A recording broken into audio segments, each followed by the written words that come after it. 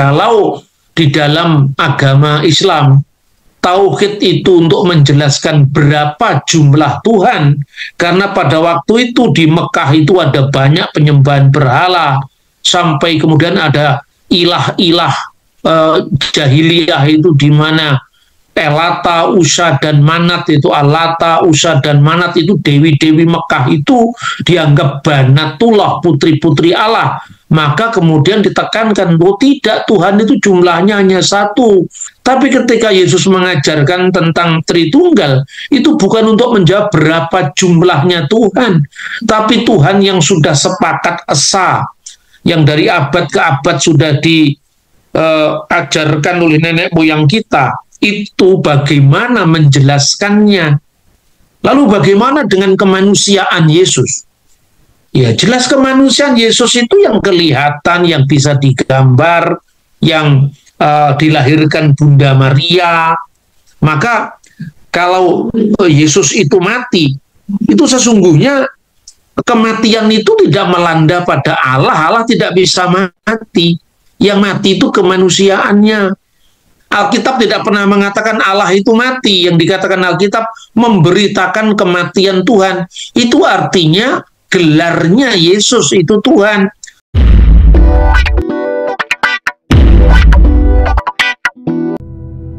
Shalom saudaraku yang dikasihi Tuhan. Pada kesempatan ini kita akan mendengarkan firman Tuhan melalui hamba-Nya. Persiapkan hati dan pikiran saudara agar menjadi lahan yang subur, bertumbuh dan menghasilkan buah. Biarlah nama Tuhan saja yang dipermuliakan.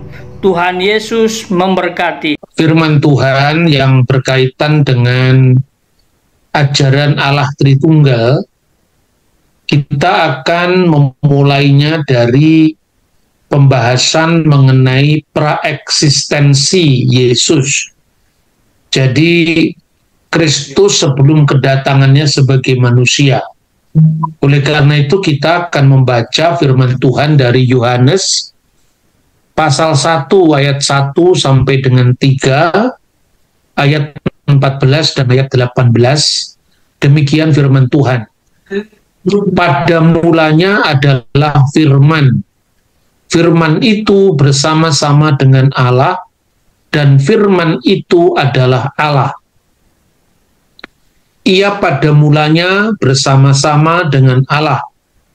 Segala sesuatu dijadikan oleh Dia, dan tanpa Dia tidak ada suatu pun yang telah jadi dari segala yang telah dijadikan. Firman itu telah menjadi manusia dan diam di antara kita, dan kita telah melihat kemuliaannya, yaitu kemuliaan yang diberikan kepadanya sebagai anak tunggal Bapa, penuh kasih karunia dan kebenaran. Tidak seorang pun yang pernah melihat Allah, tetapi anak tunggal Allah yang ada di pangkuan Bapa, dialah yang menyatakannya. Amin. Saudara-saudara yang terkasih dalam Tuhan, Yohanes mengawali Injilnya dengan penegasan tentang praeksistensi Yesus sebelum kedatangannya ke dunia. Dan dia bukan menggunakan istilah yang baru, melainkan istilah yang sudah ada sebelumnya, yaitu firman.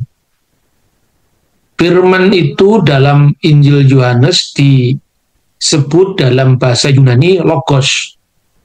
Namun tidak seperti yang sering disalahpahami oleh orang-orang di luar kekristenan.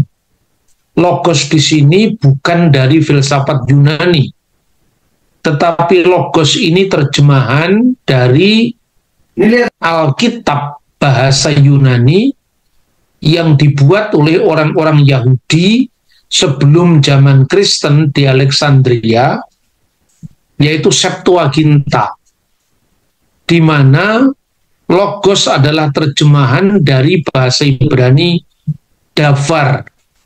Davar itu artinya firman Allah. Allah menciptakan segala sesuatu dengan firman-Nya.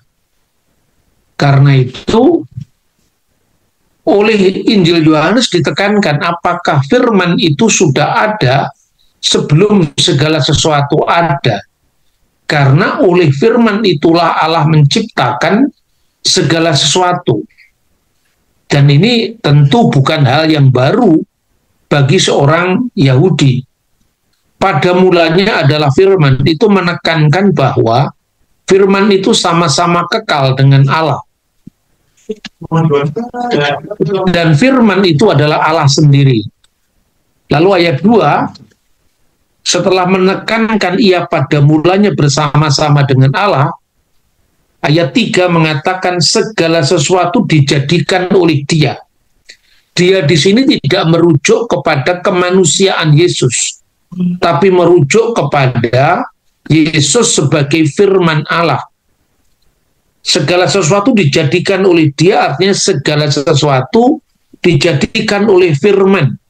Dan tanpa Dia, tanpa firman, tidak ada suatu pun yang telah jadi dari segala yang telah dijadikan. Jadi ini sebetulnya bukan menyampaikan sesuatu yang sama sekali baru. Kalau kita membaca kitab Kejadian, bagian dari buku pertama Torah, ya, kitab Taurat, bahasa Ibrani Bereshit, itu kitab Kejadian. Itu sudah jelas dikatakan bahwa Allah menciptakan segala sesuatu dengan firman-Nya. Pada mulanya Allah menciptakan langit dan bumi. Bagaimana bumi itu awal diciptakan? Bumi itu belum berbentuk dan kosong. Gelap gulita menutupi samudra raya, itu proses penciptaan mula-mula. Dan roh Allah melayang-layang di atas permukaan air. Arti melayang-layang di sini kata kiasan, tidak harus dipahami dalam pengertian seolah-olah Allah itu seperti roh Allah itu seperti burung yang melayang-layang di atas samudra dan samudranya lebih besar dari burungnya, bukan itu. Merah kefet alfene hamayim, dalam bahasa aslinya itu roh Allah itu menyalurkan kehidupan dari diri Allah kepada alam semesta, sehingga alam semesta ini bergerak, planet-planet pada orbitnya masing-masing, pada tertib dari chaos menjadi kosmos, dari ketidakteraturan menjadi keteraturan. Dan itu karena roh Allah. Lalu berfirmanlah Allah. Jadi segala sesuatu diciptakan dari tidak ada menjadi ada. Jadilah terang, maka terang itu tidak ada menjadi ada. Jadilah terang, maka terang itu jadi. Jadi Allah menciptakan segala sesuatu itu dengan firman-Nya dan roh-Nya. Nah, Allah, firman-Nya dan roh-Nya itulah yang nanti disebut sebagai Tritunggal. Jadi Tritunggal itu sebetulnya bukan sesuatu yang baru, tetapi eksplisitasi dari apa yang implisit sudah ada dalam kitab Taurat dan kitab para nabi. Jadi artinya Bapa, Putra, dan Roh Kudus itu artinya bahwa Allah selalu berdiam kekal bersama firman-Nya dan roh-Nya. Maka seringkali orang bertanya, dan gambaran yang lebih mudah itu, Allah dengan firman Allah lebih dulu mana adanya? Ini untuk memudahkan. Kalau dijawab lebih dulu Allah, berarti Allah itu merujuk kepada eksistensi ilahi, keberadaan Allah, Elohim. Kalau keberadaan Allah itu ada sementara firman-Nya belum ada, berarti ada waktu di mana Allah pernah ada tanpa firman, karena firman-Nya belum ada. Itu tidak mungkin. Tapi kalau dijawab lebih dulu firman-Nya, lah terus firman-Nya siapa? Maka Allah dengan firman-Nya sama-sama kekal. Begitu juga kalau dikatakan lebih dulu mana Allah dengan roh Allah. Seperti roh manusia ada dalam diri manusia, begitu roh Allah ada dalam diri Allah, tentu sama-sama kekal. Tidak mungkin Allah pernah ada tanpa rohnya. Karena Allah, firman Allah, dan roh Allah selalu kekal bersama-sama dengan Allah. Itulah sebabnya Yesus bersabda dalam Yohanes pasal 8 ayat 42. Kata Yesus kepada mereka, "Jikalau Allah adalah Bapamu, kamu akan mengasihi aku, sebab aku keluar dan datang dari Allah, dan aku datang bukan atas kehendakku sendiri, melainkan Dialah yang telah mengutus aku." Kalau Allah itu Bapamu, kamu akan mengasihi aku. Apa yang ditekankan Yesus di situ? Sebab aku keluar dan datang dari Allah. Aku yang keluar dari Allah itu tidak mungkin manusia. Aku yang keluar dari Allah itu tidak mungkin merujuk pada kemanusiaan Yesus. Tetapi tentu Yesus yang praeksisten sebagai firman tadi. Yesus yang sudah dari kekal ada bersama Bapa, itulah yang keluar dari Allah. Lalu fisiknya Yesus tidak keluar dari Allah. Fisiknya Yesus keluar dari Bunda Maria. Maka dikatakan dalam Lukas pasal 1 ayat 42, diberkatilah buah rahimmu, diberkatilah engkau di antara semua perempuan, ini kata malaikat untuk Bunda Maria, dan diberkatilah buah rahimmu. Buah rahimnya Bunda Maria itu adalah Yesus. Jadi kemanusiaan Yesus adalah buah rahim Bunda Maria, buah tubuh Bunda Maria. Tapi secara ilahi, firman Allah itu satu dan sehakikat dengan Allah. Karena itu dikatakan keluar dari Allah. Sama seperti firman Allah keluar dari Allah, begitu juga Roh Kudus yang satu dengan Allah keluar dari Sang Bapa. Yohanes 15 ayat 26. Jikalau penghibur yang akan kuutus dari Bapa datang, yaitu Roh kebenaran yang keluar dari Bapa, Dialah yang bersaksi tentang aku. Jadi baik Putra atau Firman maupun Roh Kudus itu asalnya dari Allah yang satu, dari Bapa. Maka dikatakan misalnya di dalam 1 Korintus pasal 2 ayat 10 dan ayat 11. Itu perumpamaan tentang roh Allah. Karena kepada kita Allah telah menyatakannya oleh roh. Sebab roh menyelidiki segala sesuatu, bahkan hal-hal yang tersembunyi dalam diri Allah. Siapakah gerangan di antara manusia yang tahu apa yang terdapat dalam diri manusia, selain roh manusia sendiri yang ada di dalam dia? Demikian pula, tidak ada orang yang tahu apa yang terdapat dalam diri Allah selain roh Allah. Jadi diumpamakan seperti roh manusia ada dalam diri manusia, maka roh Allah yang menyelidiki segala sesuatu, bahkan yang tersembunyi dalam Allah, itu ada di dalam roh Allah. Maka Bapa itu merujuk kepada eksistensi Allah, Putra itu merujuk kepada firman Allah yang kekal, yang berdiam dalam diri Allah, yang kekal bersama-sama dengan Allah, tidak ada yang awal, tidak ada yang akhir, Alfa dan Omega, begitu pula Roh Kudus. Itulah sebabnya sejak semula Kristus selalu mengajarkan tentang Tritunggal. Misalnya ketika perintah agung membaptis orang, Matius pasal 28 ayat 19. Karena itu pergilah, jadikanlah semua bangsa muridku, dan baptiskanlah mereka dalam nama Bapa dan Putra dan Roh Kudus. Kata yang diterjemahkan dalam nama itu bentuk tunggal. Esto onoma. Dalam nama, artinya dalam nama tunggal. Dalam satu nama, esto onomatu patros, ketu iu ketu agiu pneumatos. Di dalam nama yang tunggal itu, yang tidak lain adalah merujuk kepada eksistensi Allah, ada Bapa, Putra, dan Roh Kudus. Makanya di dalam liturgi gereja-gereja timur, baik Katolik maupun ritus timur ortodoks, ya, baik ritus timur Katolik maupun ortodoks, itu kalau berdoa ketika membuat tanda salib selalu ditekankan Allah yang esa. Bismillah walibni warahil kudus al ilahil wahid. Demi nama Bapa, Putra, dan Roh Kudus, yaitu Allah yang esa. Esto onomatu patros ketu iu ketu agiu pneumatos eisteos. Jadi Allah yang esa, Elohim Echad. Jadi Elohim Echad itu adalah Ha'ab, Haben, Ruach HaKodes. Jadi Bapa, Putra, dan Roh Kudus. Dalam teologi Ibrani, nama itu merujuk kepada Dia yang dinamakan. Nama merujuk kepada eksistensi yang dinamakan.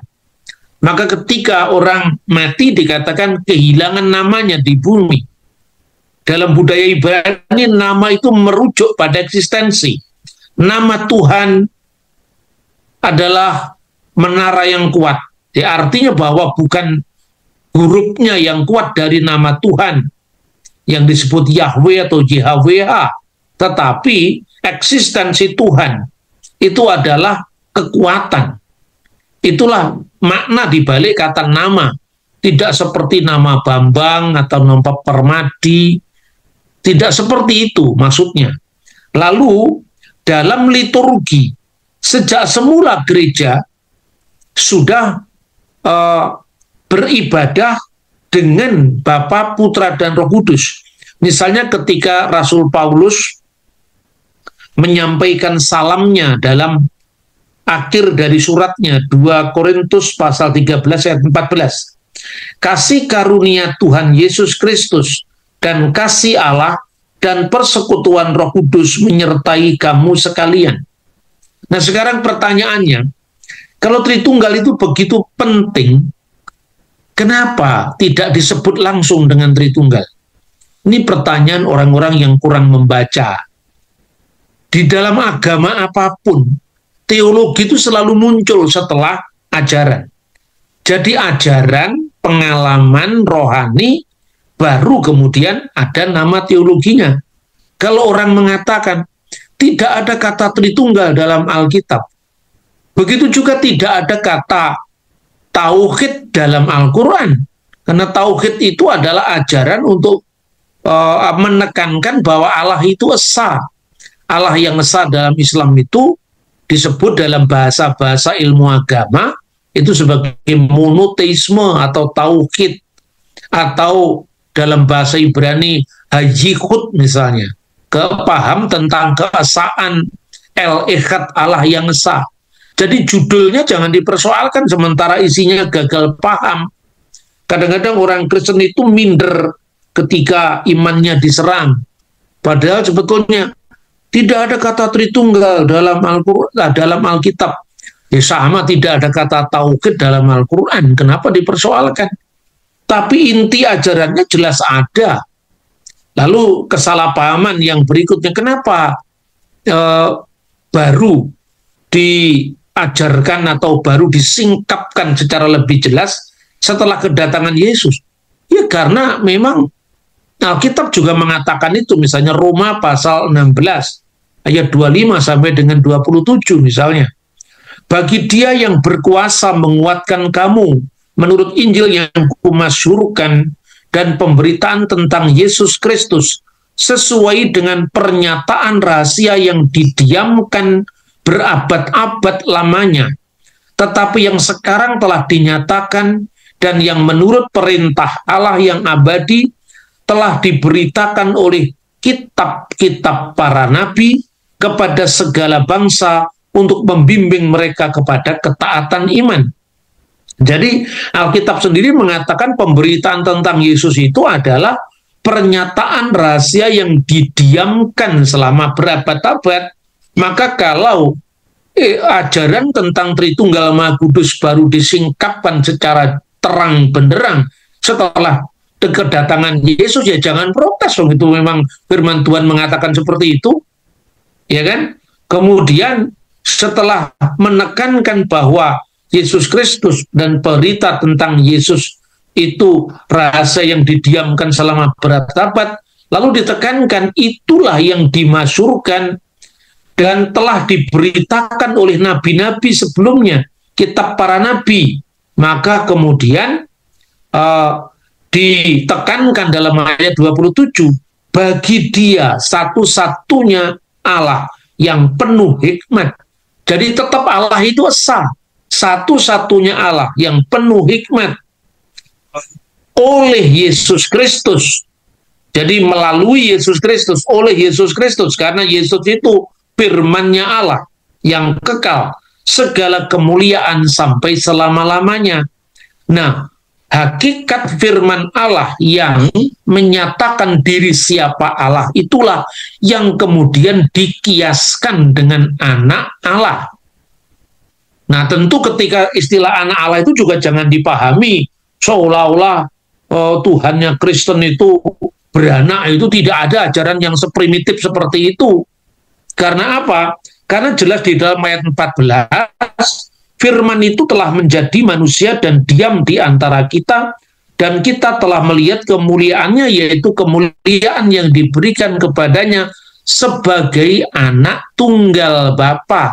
Jadi anak tunggal Bapa itu kata kiasan yang merujuk kepada firman Allah yang kekal tadi. Lalu untuk apa firman menjadi manusia? Ayat 18, Yohanes pasal 1. Tidak seorang pun pernah melihat Allah. Jadi Allah itu tidak bisa digambar, tidak bisa difoto. Makanya Allah Bapa yang merujuk kepada wujudnya Tuhan itu nggak bisa difoto, nggak ada fotonya. Tapi anak tunggal yang di pangkuan Bapa itu maksudnya firman Allah, yaitu Yesus yang datang sebagai manusia. Dialah yang menyatakan Allah yang tidak kelihatan tadi.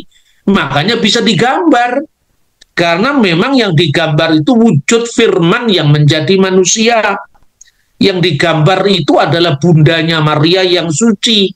Yang digambar itu adalah para rasulnya. Orang jangan protes lagi. Protes lagi, Kristen kenapa memakai ikon gambar-gambar di gereja? Kita tidak boleh menyembah patung. Yang nyembah patung juga siapa? Kalau dikatakan patung itu kan lukisan 3 dimensi, kalau gambar itu lukisan 2 dimensi. Apakah kitab Taurat itu tidak ada patung? Lah ada kerubim, itu kan patung itu. Diletakkan di bait suci kan kerubim itu kan, serafim, kerubim itu kan gambar 3 dimensi, itu penamanya patung. Tapi kan kita tidak boleh menyembah patung, betul tidak boleh. Jangan membuat patung yang menyerupai siapa? Menyerupai Allah dalam eksistensi kekalnya. Tapi kalau menyerupai gambarnya manusia ya boleh kan? Lah itu kemudian kita perlu menyatakan pertama kali, beriman itu jangan karena reaksi terhadap agama lain.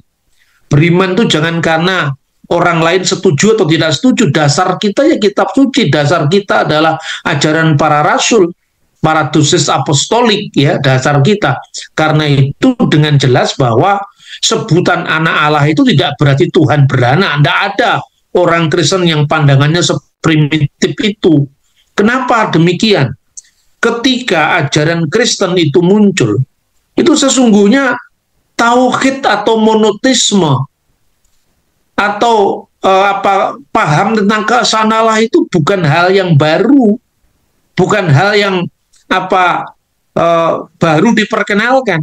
Maka ketika Yesus ditanya dalam Markus pasal 12 ayat 29, hukum mana yang paling utama dari semua hukum yang ada? Apa yang dikatakan Yesus? Dengarkanlah hai Israel, Tuhan Allah kita, Tuhan itu esa.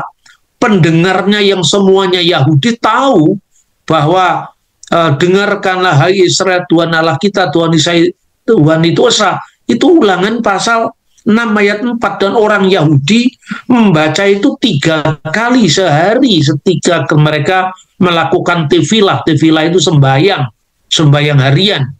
Orang Yahudi sembahyang harian 3 kali, yang kemudian di gereja mula-mula menjadi 7 kali, di Islam dikorting jadi 5 kali. Itu kan bukan tradisi baru, itu dari tradisi gereja.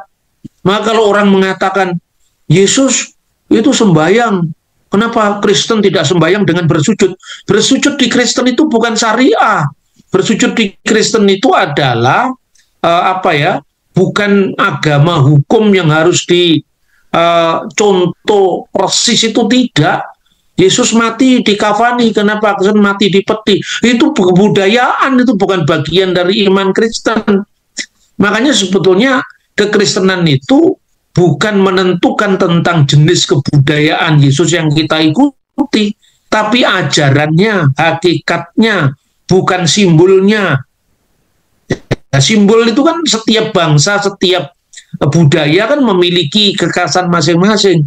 Maka ketika Yesus mengatakan Shema Yisrael Adonai Eloheinu Adonai Echad, orang-orang Yahudi semua paham itu. Makanya benar ya guru, bahwa dia itu esa dan tidak ada yang lain selain dia. Maka kalau di dalam agama Islam, tauhid itu untuk menjelaskan berapa jumlah Tuhan, karena pada waktu itu di Mekah itu ada banyak penyembahan berhala, sampai kemudian ada ilah-ilah jahiliyah itu di mana Elata, Usha, dan Manat itu, Alata, Usha, dan Manat itu dewi-dewi Mekah itu dianggap Banatullah, putri-putri Allah. Maka kemudian ditekankan, oh tidak, Tuhan itu jumlahnya hanya satu.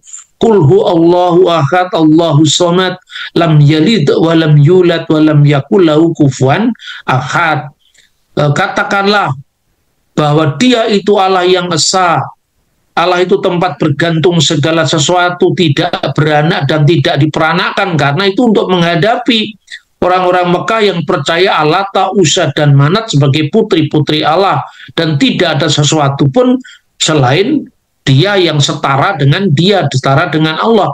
Tapi ketika Yesus mengajarkan tentang Tritunggal, itu bukan untuk menjawab berapa jumlahnya Tuhan, tapi Tuhan yang sudah sepakat esa, yang dari abad ke abad sudah diajarkan oleh nenek moyang kita, itu bagaimana menjelaskannya. Nah, dengan kedatangan Yesus, maka dikatakan rahasia yang didiamkan selama berabad-abad sekarang sudah disingkapkan. Ayat 27 tetap ditekan, dia yang satu-satunya Allah yang bijaksana. Jadi artinya hanya ada satu Allah, makanya selalu demi nama Bapa dan Putra dan Roh Kudus, yaitu Allah yang esa. Lalu yang terakhir, lalu bagaimana dengan kemanusiaan Yesus? Ya jelas kemanusiaan Yesus itu yang kelihatan, yang bisa digambar, yang dilahirkan Bunda Maria. Maka kalau Yesus itu mati, itu sesungguhnya kematian itu tidak melanda pada Allah. Allah tidak bisa mati. Yang mati itu kemanusiaannya. Maka dikatakan 1 Petrus pasal 3 ayat 18, dia yang dibunuh dalam keadaannya sebagai manusia. Kemanusiaannya yang mati. Tapi kalau orang mengatakan, dengan demikian, kata Rasul Paulus, kita telah memberitakan kematian Tuhan. Nah ini kok Tuhan yang mati? Sebentar, Tuhan di situ adalah gelar. Alkitab tidak pernah mengatakan Allah itu mati. Yang dikatakan Alkitab memberitakan kematian Tuhan. Itu artinya gelarnya Yesus itu Tuhan. Tuhan itu bukan hakikatnya. Tuhan itu gelar. Ya seperti misalnya di dalam Mazmur pasal 110, firman Tuhan kepada tuanku. Nah, kata tuan itu dalam bahasa Melayu itu kadang-kadang kalau merujuk kepada manusia biasa ya tuan biasa, tapi kalau merujuk kepada Tuhan kemudian ini perkembangan bahasa Melayu, tuan segala tuan itu Tuhan. Itu pun berkembang dalam bahasa Melayu. Anda bisa membaca misalnya prasasti Minyeh 7 misalnya, itu di mana kata Tuhan dan kata Tuan itu belum dibedakan. Untuk raja, untuk Tuhan Allah, bahkan kata Allah itu dulu diterjemahkan juga sebagai Tuhan, kadang-kadang juga Dewata Mulia Raya, itu perkembangan bahasa Melayu. Maka ketika Yesus disebut Tuhan itu artinya Yesus itu penguasa. Siapa yang menjadikan penguasa? Ya Allah Bapanya sendiri. Maka di dalam Kisah Rasul pasal 2:36, hendaklah semua orang Israel mengetahui bahwa Allah telah menjadikan. Allah di sini hakikat. Allah di sini adalah pencipta langit dan bumi. Itulah hakikatnya disebut Allah. Telah menjadikan Yesus yang kamu salibkan. Berarti Yesus yang bisa disalib itu kemanusiaannya kan? Sebagai Tuhan dan Kristus. Sebagai Kristus artinya sebagai yang diurapi sebagai Raja Penyelamat. Sebagai Tuhan artinya dialah Tuhan atas segala Tuhan. Dia penguasa yang agung.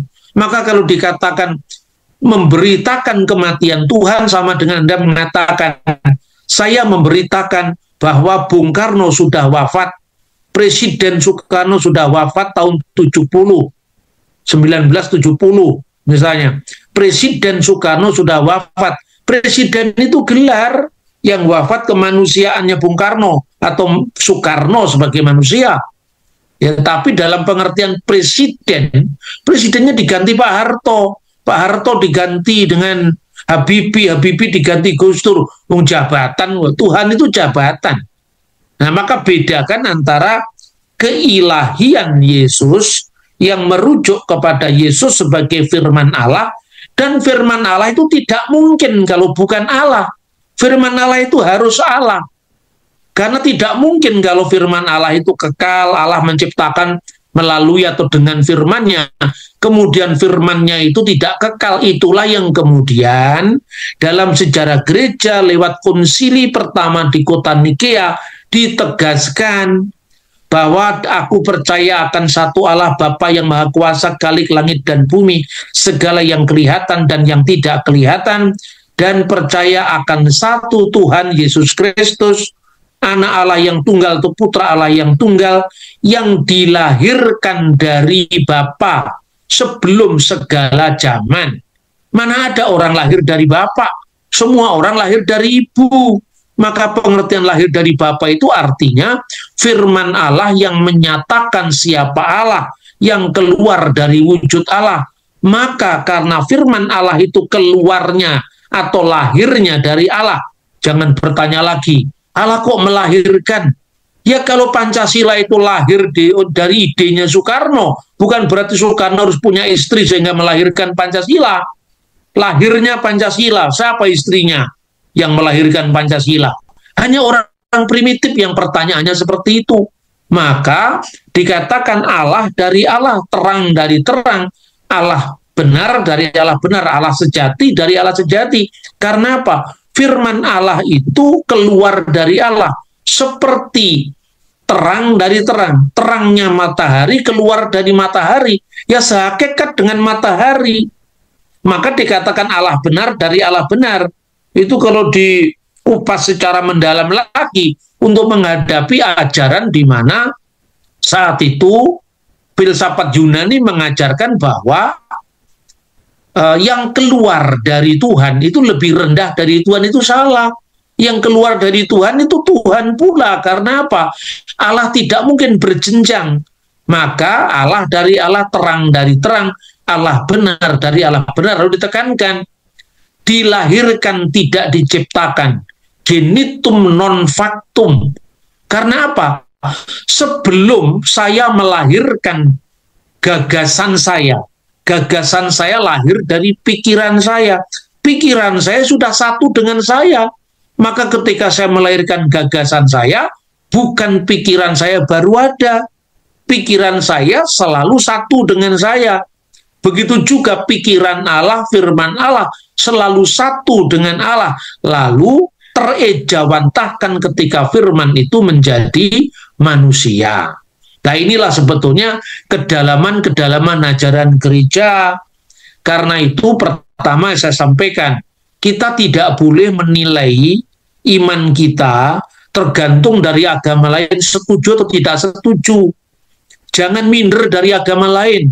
Kalau perlu agama lain kita buat minder dengan iman kita, kan gitu mestinya. Jadi Kristen itu yang pede, Jangan gampang minder dikit-dikit, kemudian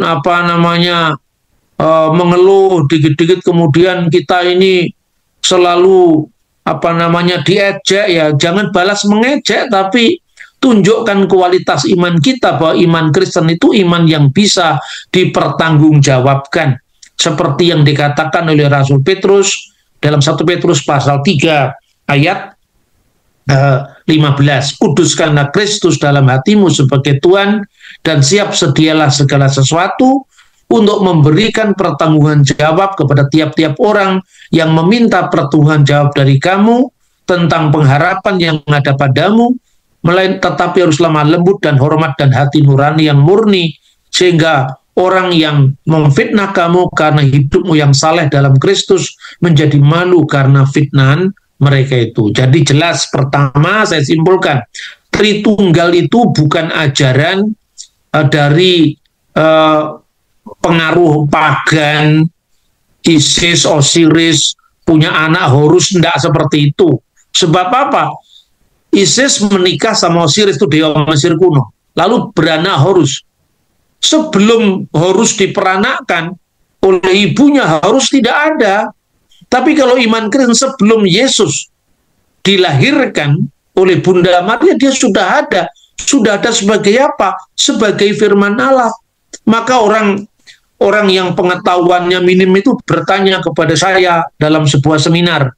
Dia tanya begini, Pak Bambang, saya mau tanya, kalau keselamatan itu ada dalam Yesus, saya mau tanya, sebelum Yesus ada, nabi-nabi yang ada sebelum Yesus, manusia orang bijak yang ada sebelum Yesus, berarti binasa semua karena Yesus belum ada. Terus saya jawab, sejak kapan Yesus pernah tidak ada?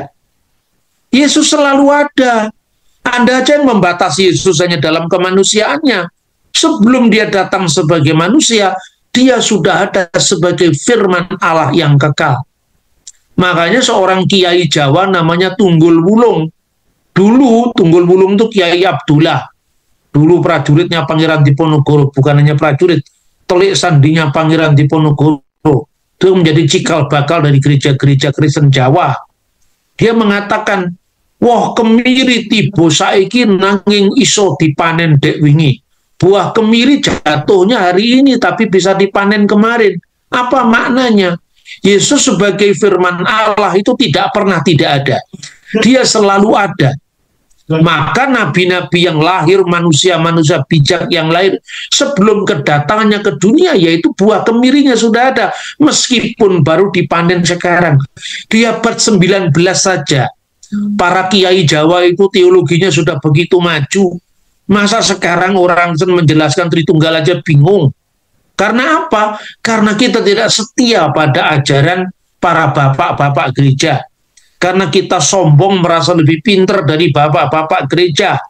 Padahal bapak gereja itu hidupnya sangat dekat dengan peristiwanya. Tidak usah ngomong aliran lah, tidak usah ngomong gerejamu apa. Ngomong sejarah saja. Anda lebih percaya muridnya Petrus, muridnya Yohanes, atau lebih percaya dengan teolog Tubingen abad 19? Kalau saya sorry aja, saya ini orang yang tahu sejarah. Makanya saya lebih percaya dengan generasi awal muridnya para rasul. Lalu orang mengatakan kepada saya, apakah Alkitab tidak cukup, Pak? Ya, Alkitab cukup. Tapi ketika Anda memahami Alkitab di luar konteks sejarah, nyatanya alirannya 60.000 lebih. Bagaimana kita bisa mengatakan bahwa masing-masing benar? Karena itu setialah kepada para pendahulu kita. Sebagaimana dulu orang Yahudi mengajarkan Allah Abraham, Allah Ishak, Allah Yakub, makin Abraham. Allah yang diperkenalkan Yakub sama dengan Allah yang diperkenalkan bapaknya, namanya Ishak. Allah yang diperkenalkan bapaknya sama dengan Allah yang diperkenalkan bapaknya Abraham. Ada kesinambungan. Nah sekarang kita bukan keturunannya Abraham langsung. Mungkin kita Abraham Somat atau Abraham siapa. Berarti kesinambungan gereja tidak lagi secara daging dan darah. Tapi pahlawan iman, yaitu bapak-bapak gereja. Dari abad pertama, kedua, ketiga, keempat, sampai abad 21. Nah itulah saudara-saudara. Maka semoga apa yang saya sampaikan lewat presentasi ini lebih menjelaskan bagaimana kita mempercayai Tritunggal Maha Kudus. Kemuliaan bagi Bapa dan Putra dan Roh Kudus sekarang dan selalu, serta sepanjang segala abad. Al-Masdulil Abi Walibni Warahil Kudus, Al-Ana wa Kulu Awanin, wa ila dahri tuhur. Amin.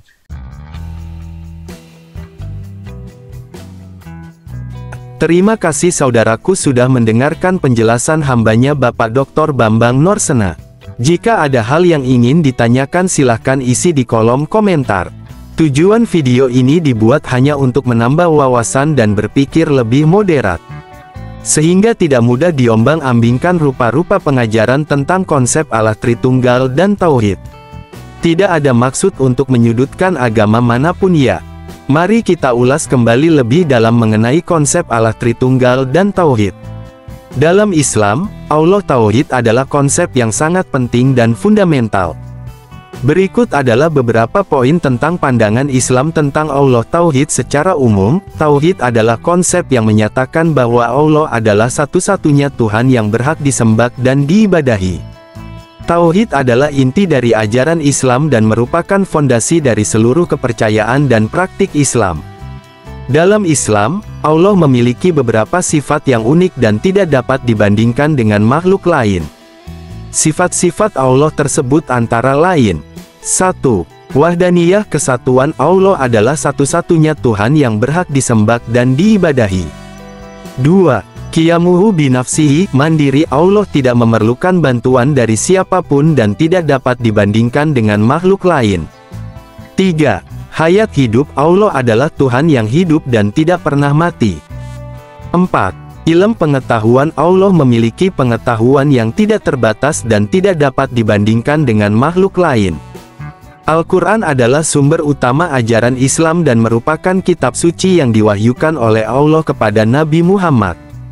Dalam Al-Quran, konsep Tauhid ditekankan dalam beberapa ayat, antara lain Surat Al-Ikhlas 112 nomor 1-4. Katakanlah, Dialah Allah, yang Maha Esa. Allah adalah Tuhan yang bergantung kepadanya segala sesuatu. Dia tidak beranak dan tidak diperanakan, dan tidak ada sesuatu pun yang setara dengan Dia. Surat Al-Baqarah 2 nomor 163, dan Tuhanmu adalah Tuhan yang Maha Esa, tidak ada Tuhan selain Dia, yang Maha Pengasih, yang Maha Penyayang. Tauhid adalah konsep yang sangat penting dalam Islam karena merupakan fondasi dari seluruh kepercayaan dan praktik Islam. Tauhid juga merupakan kunci untuk mencapai keselamatan dan kebahagiaan di dunia dan di akhirat. Dengan demikian, pandangan Islam tentang Allah Tauhid adalah bahwa Allah adalah satu-satunya Tuhan yang berhak disembah dan diibadahi, memiliki sifat-sifat yang unik dan tidak dapat dibandingkan dengan makhluk lain, dan merupakan fondasi dari seluruh kepercayaan dan praktik Islam. Kata Tauhid dalam Islam memiliki sejarah yang panjang dan kompleks. Berikut adalah penjelasan tentang sejarah penggunaan kata Tauhid pertama kali dalam Islam. 1. Asal-usul kata Tauhid. Kata Tauhid berasal dari bahasa Arab Tauhid yang berarti mengesahkan atau mengakui kesatuan. Kata ini digunakan untuk menggambarkan konsep keesaan Allah dalam Islam. 2. Penggunaan kata Tauhid dalam Al-Quran. Kata Tauhid tidak digunakan secara langsung dalam Al-Quran, tetapi konsep keesaan Allah digambarkan dalam banyak ayat. Beberapa contoh ayat yang menggambarkan konsep Tauhid adalah Surat Al-Ikhlas 112 nomor 1-4. Katakanlah, Dialah Allah, yang Maha Esa. Allah adalah Tuhan yang bergantung kepadanya segala sesuatu.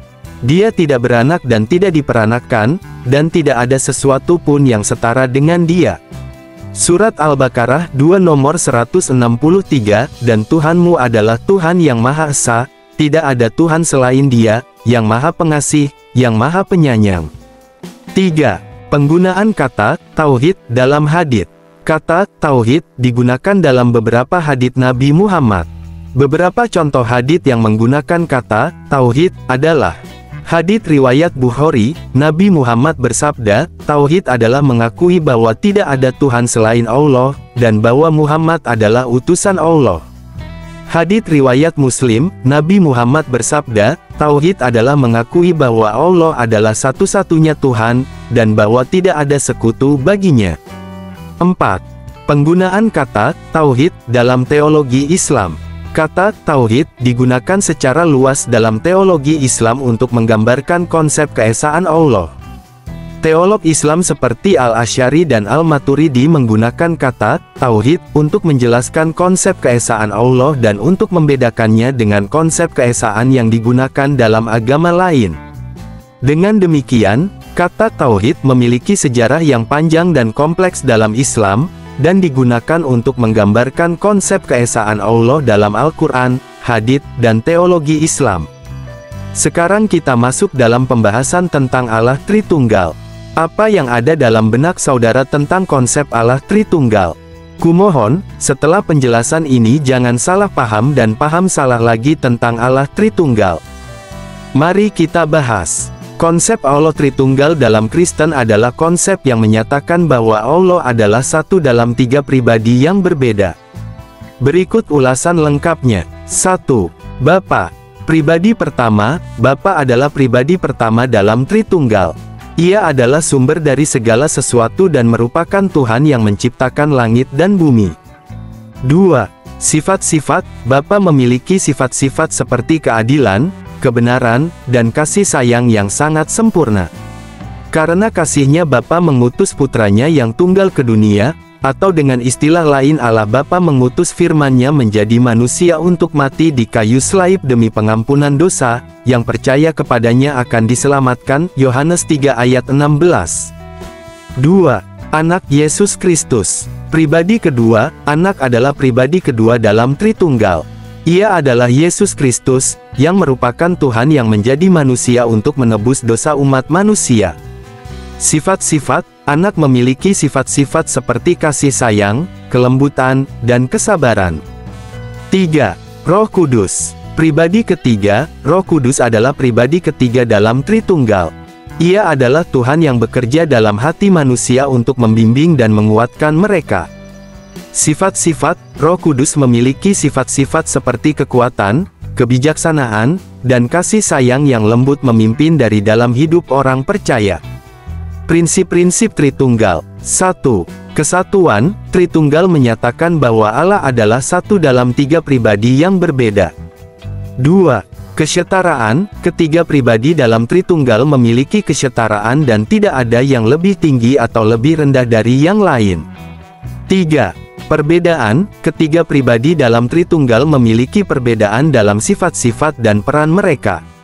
Bukti Alkitab. Beberapa ayat Alkitab yang mendukung konsep Tritunggal adalah Matius 28 ayat 19, karena itu, pergilah dan jadikanlah semua bangsa muridku dan baptislah mereka dalam nama Bapa dan Anak dan Roh Kudus. 2 Korintus 13 ayat 14, kasih karunia Tuhan Yesus Kristus, dan kasih Allah, dan persekutuan Roh Kudus, menyertai kamu sekalian. Yohanes 14 ayat 26, tetapi penghibur, yaitu Roh Kudus, yang akan diutus oleh Bapa dalam namaku, dialah yang akan mengajarkan segala sesuatu kepadamu dan mengingatkan kamu akan semua yang telah kukatakan kepadamu. Dengan demikian, konsep Allah Tritunggal dalam Kristen adalah konsep yang menyatakan bahwa Allah adalah satu dalam tiga pribadi yang berbeda, yaitu Bapa, Anak, dan Roh Kudus.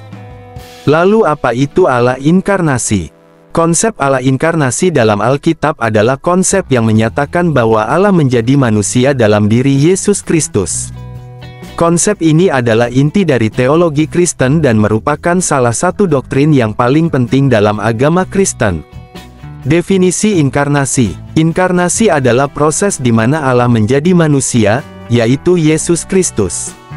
Inkarnasi bukanlah proses di mana Allah berubah menjadi manusia, melainkan proses di mana Allah menjadi manusia tanpa kehilangan sifat-sifat ilahinya. Bukti Alkitab. Beberapa ayat Alkitab yang mendukung konsep Allah inkarnasi adalah Yohanes 1 ayat 1-14, pada mulanya adalah firman, firman itu bersama-sama dengan Allah dan firman itu adalah Allah. Dan firman itu telah menjadi manusia, dan diam di antara kita, dan kita telah melihat kemuliaannya, yaitu kemuliaan yang diberikan kepadanya sebagai anak tunggal Bapa, penuh kasih sayang dan kebenaran. Filipi 2 ayat 5-11, hendaklah kamu memiliki pikiran yang sama seperti yang ada dalam Kristus Yesus, yang walaupun dalam rupa Allah, tidak menganggap kesetaraan dengan Allah itu sebagai sesuatu yang harus dipertahankan, melainkan telah mengosongkan dirinya sendiri, dan mengambil rupa seorang hamba, dan menjadi sama dengan manusia. Ibrani 1 ayat 1-3, setelah Allah pada zaman dahulu berbicara kepada nenek moyang kita dengan berbagai cara dan melalui nabi-nabi, maka pada zaman akhir ini Ia telah berbicara kepada kita melalui anaknya, yang telah Ia tetapkan sebagai pewaris segala sesuatu, dan melalui Dialah Ia telah menjadikan alam semesta. Sifat-sifat Yesus Kristus sebagai Allah inkarnasi. Sebagai Allah inkarnasi, Yesus Kristus memiliki sifat-sifat ilahi dan manusiawi. Sifat-sifat ilahinya antara lain: kekuasaan, Yesus Kristus memiliki kekuasaan untuk melakukan mujizat dan mengampuni dosa. Kebijaksanaan, Yesus Kristus memiliki kebijaksanaan yang tidak terbatas dan dapat mengajar orang lain tentang kebenaran. Kasih sayang, Yesus Kristus memiliki kasih sayang yang tidak terbatas dan dapat mengampuni dosa orang lain. Sifat-sifat manusiawinya antara lain: kemampuan untuk merasakan, Yesus Kristus dapat merasakan lapar, dahaga, dan lelah. Kemampuan untuk menderita, Yesus Kristus dapat menderita dan mati di kayu salib. Kemampuan untuk berinteraksi dengan manusia, Yesus Kristus dapat berinteraksi dengan manusia dan mengajar mereka tentang kebenaran. Dengan demikian, konsep Allah inkarnasi dalam Alkitab adalah konsep yang menyatakan bahwa Allah menjadi manusia dalam diri Yesus Kristus, yang memiliki sifat-sifat ilahi dan manusiawi. Dalam Alkitab, percaya dan menerima Yesus Kristus sebagai Tuhan dan Juru Selamat akan mendapatkan hidup yang kekal karena beberapa alasan. 1. Yesus Kristus adalah anak Allah. Yesus Kristus adalah anak Allah yang tunggal, yang dikirim ke dunia untuk menebus dosa umat manusia.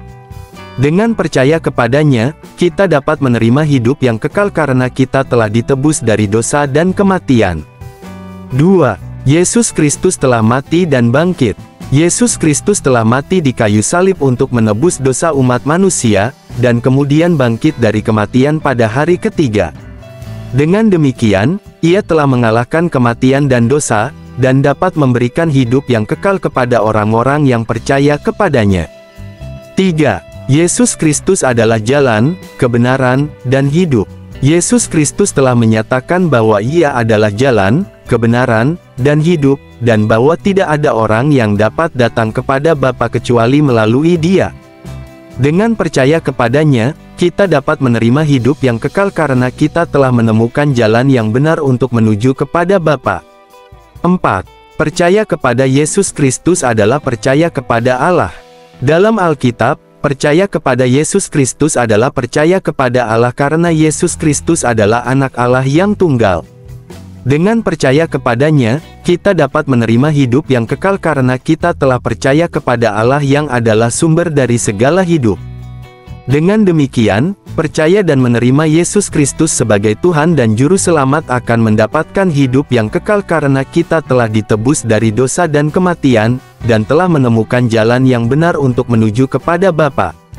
Oleh sebab itu banggalah saudara yang sudah percaya kepada Yesus Kristus Tuhan. Kita harus menjadi berkat kepada sesama sebagai ucapan syukur karena karya Allah pada kita. Orang percaya dapat hidup menjadi berkat kepada sesama dan memuliakan Tuhan Yesus dengan beberapa cara. 1. Mengasihi sesama. Yohanes 13 ayat 34-35, Aku memberikan perintah baru kepada kamu, yaitu supaya kamu saling mengasihi, sama seperti Aku telah mengasihi kamu, demikian pula kamu harus saling mengasihi. Dengan demikian semua orang akan tahu, bahwa kamu adalah murid-muridku, yaitu jika kamu saling mengasihi. Mengasihi sesama dapat dilakukan dengan cara memberikan perhatian, mendengarkan, dan membantu mereka yang membutuhkan. 2. Melayani sesama. Matius 20 ayat 26-28, Tidaklah demikian di antara kamu. Barang siapa ingin menjadi besar di antara kamu, hendaklah ia menjadi pelayanmu, dan barang siapa ingin menjadi terkemuka di antara kamu, hendaklah ia menjadi hambamu, sama seperti Anak Manusia datang bukan untuk dilayani, melainkan untuk melayani dan untuk memberikan nyawanya menjadi tebusan bagi banyak orang. Melayani sesama dapat dilakukan dengan cara memberikan waktu, tenaga, dan sumber daya untuk membantu mereka yang membutuhkan. 3. Berbagi dengan sesama. 2 Korintus 9 ayat 6-7, camkanlah ini, orang yang menabur sedikit, akan menuai sedikit juga, dan orang yang menabur banyak, akan menuai banyak juga. Hendaklah masing-masing memberikan sesuai dengan apa yang telah diputuskan di dalam hatinya, jangan dengan sedih hati atau karena paksaan, sebab Allah mengasihi orang yang memberi dengan sukacita. Berbagi dengan sesama dapat dilakukan dengan cara memberikan sumber daya, seperti uang, makanan, atau pakaian, kepada mereka yang membutuhkan.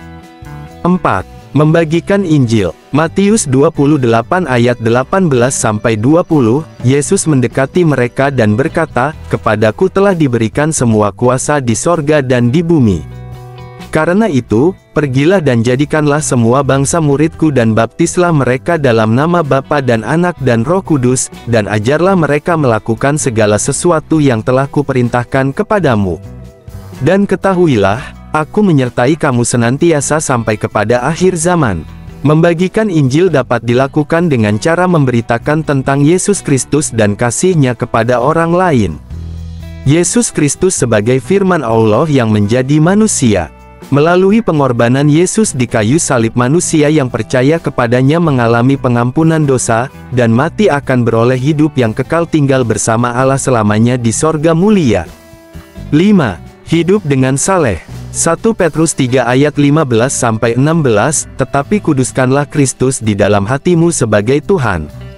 Siaplah kamu untuk memberikan jawab kepada setiap orang yang meminta pertanggungan jawab dari kamu tentang pengharapan yang ada di dalam kamu, tetapi lakukanlah itu dengan lemah lembut dan hormat.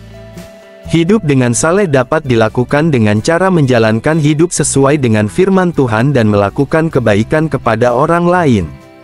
Dengan melakukan hal-hal tersebut, orang percaya dapat hidup menjadi berkat kepada sesama dan memuliakan Tuhan Yesus.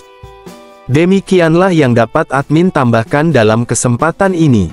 Sebagai kesimpulan, konsep Allah Tauhid dan Allah Tritunggal sebenarnya sama-sama konsep ketuhanan yang esa. Hanya saja terdapat perbedaan tentang manifestasinya atau cara Allah menyatakan diri kepada umat manusia. Allah Tritunggal bukanlah bicara tentang berapa jumlah Allah itu, tetapi bicara tentang bagaimana Allah itu menyatakan diri kepada umat manusia. Supaya manusia berdosa itu mengenal dan menerima Allah. Jadi berhentilah mengatai Allah Tritunggal dengan salah. Jika Anda ingin tahu, tanyakan si penganutnya. Jangan menyimpulkan sendiri, seolah-olah lebih tahu dari kami. Salam toleransi. Tuhan Yesus memberkati.